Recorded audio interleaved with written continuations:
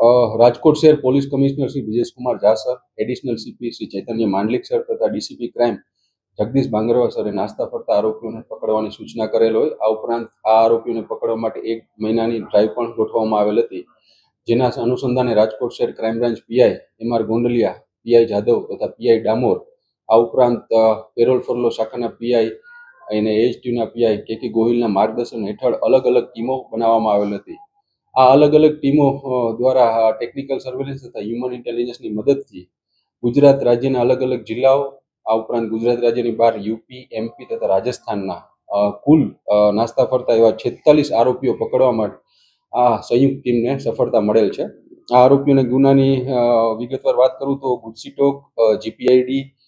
Rape, ઘરેલું હિંસા, ઠગાઈ, ચોરી, આ ઉપરાંત ઈજા, મારામારી, પ્રોહિબિશન, જુગારદાર, આ ઉપરાંત પેરોલ જમ્પ જેલમાંથી થયેલા હોય એવા પણ 3 આરોપીઓને પકડવા માટે આ સંયુક્ત ટીમોને સફળતા મળેલ છે.